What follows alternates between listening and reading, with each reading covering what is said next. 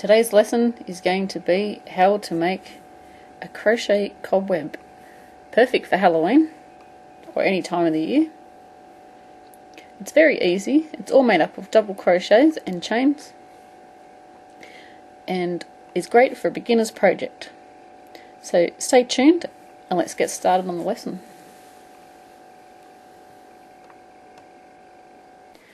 What we're going to do is chain 5.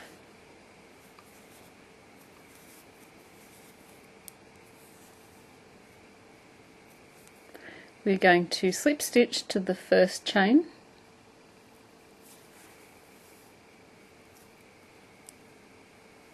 and now we've made a small little ring. We're going to chain up 3, and then that counts as our first double crochet. We're going to chain 1. Then we're going to work 1 double crochet into the middle of this ring.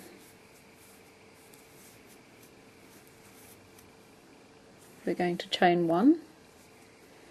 We're going to double crochet into the middle of the ring and chain 1. And we're going to repeat this until we have 12 double crochets, including the first chains, into the center. Let's double crochet, chain 1, double crochet, chain 1, double crochet, chain 1. Keep going until we have 12 double crochets and chain 1s into the center of our ring. When we have 12, you need to slip stitch to the third chain. So 1, 2 and 3. Wait a minute, because we need the spare chain left over.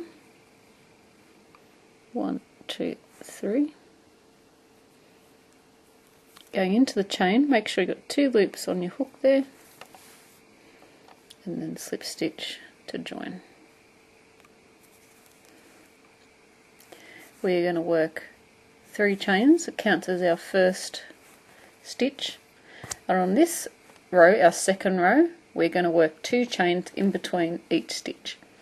And the easy way to remember this, whatever row you're up to is how many chains go in between your double crochet stitch. So we're on row 2, so we want to work 2 chains. Then into the next double crochet, we're going to skip the chain 1. The next double crochet, we're going to work 1 double crochet. And we're just chaining 2 because we're on our row 2. We're going to skip the chain 1 into the next double crochet. We're going to work 1 double crochet. Chain 2. Skip the chain 1 into the next double crochet. Work 1 double crochet. And on each round, we only work into the double crochet. Chain 2.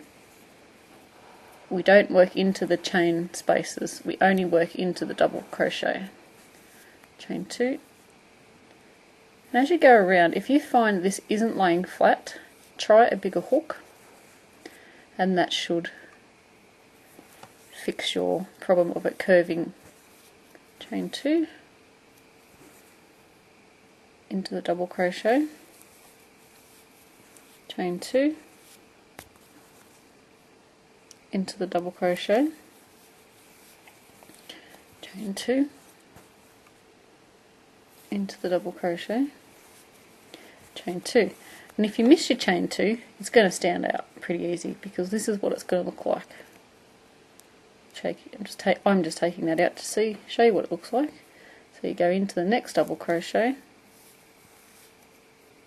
and chain 2 into the next double crochet. And when you look back, you can tell that something's wrong here because there's not a big enough gap. So what you need to do, go back, pull it out, back to where the mistake was, just the stitch before the mistake, and then fix it up. So I'm just going to keep going till I get to the end of the round. Chain 2,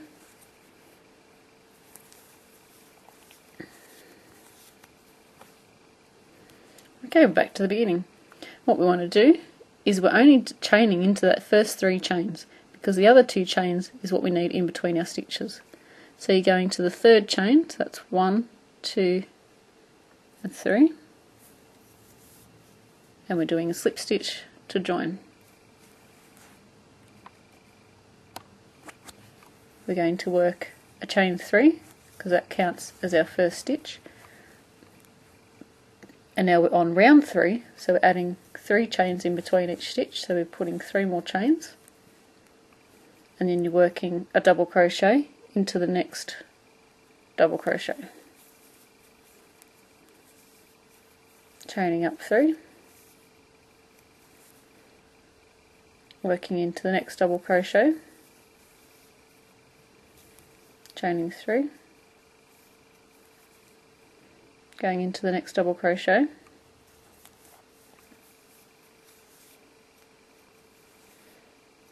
chaining 3,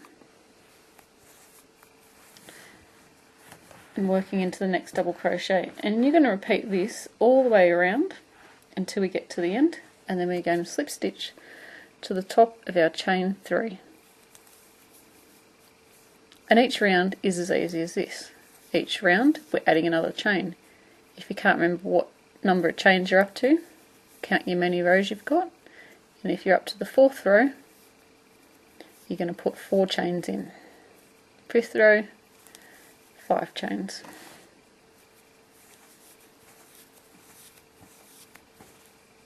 So I'm just going to keep going until I get to the end of my row. So as we go along and we put more rows in, it's going to get more open between our double crochets, and it's going to start to look more like a cobweb.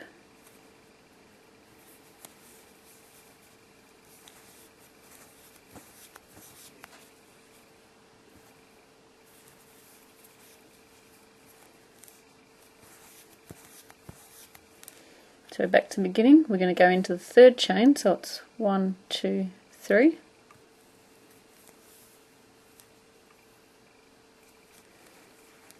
As you can see, it's starting to become a cobweb. It may curl over a little bit at the edges, but that's okay, because once you flatten it out or sew it or hang it wherever you like, it's not going to notice as much. What's this? There we go. The odd bit at the end. So we're on to round 1, 2, 3 and 4. So we chain up 3 for our first stitch, and then we chain 4, because that's what we're having in between all of our stitches, working a double crochet into the next one, next double crochet, and see how your chain will start to twist around because it's getting all long and in the way, and it can become quite annoying. So what I do is I hold, if I can, the chain, then go into the double crochet, and I've still got my finger on this stitch here, and I'll work this whole thing and then let go right at the end, and I find that that stops the chain wrapping around and getting in the way, because it can become quite annoying.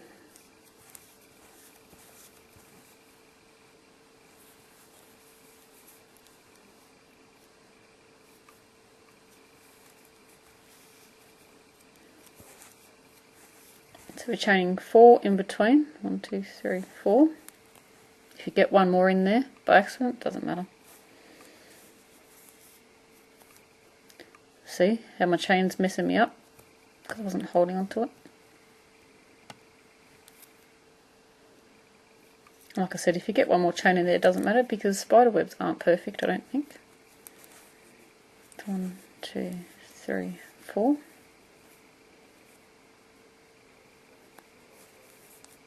Oops, see, let go again, and it all starts twisting around.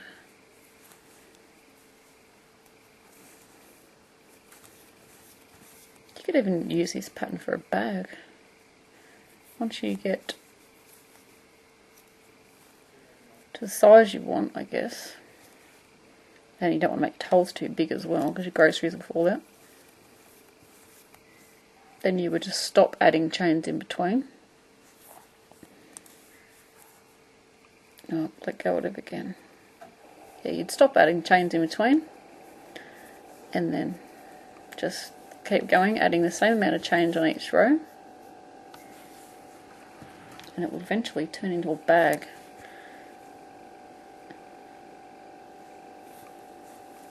Of course, you have to add the handles.